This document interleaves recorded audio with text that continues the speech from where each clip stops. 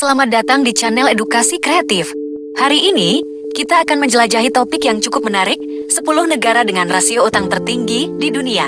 Utang suatu negara adalah parameter penting yang mencerminkan kesehatan ekonomi dan kebijakan fiskalnya.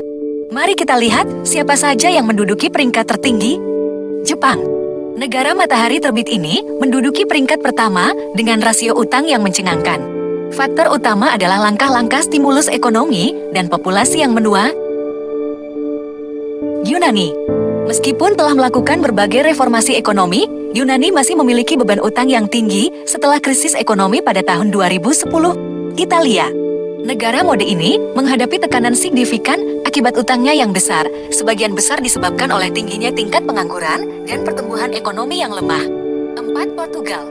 Portugal juga mencatat rasio utang yang signifikan, terutama setelah krisis utang Eropa pada tahun 2011.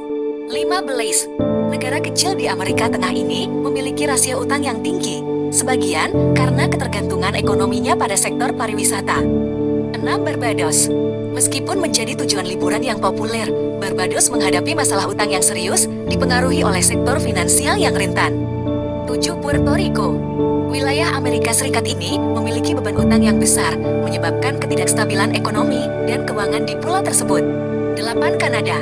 Negara besar ini mungkin mengejutkan banyak orang, tetapi rasio utangnya cukup tinggi, terutama karena pengeluaran pemerintah yang signifikan. 9. Irlandia. Meskipun memiliki pertumbuhan ekonomi yang pesat, Irlandia masih mengatasi beban utang yang cukup besar akibat krisis keuangan global. Spanyol.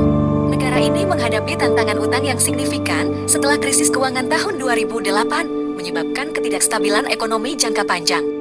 Ketika melihat negara-negara ini, terlihat bahwa faktor-faktor seperti krisis ekonomi, kebijakan fiskal, dan struktur ekonomi memainkan peran penting dalam membentuk rasio utang.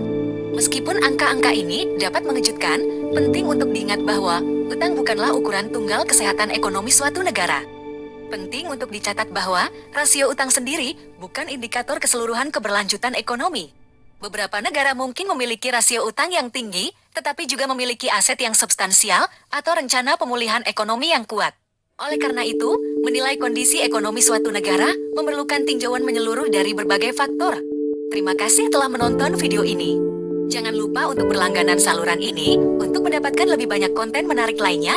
Sampai jumpa di video berikutnya.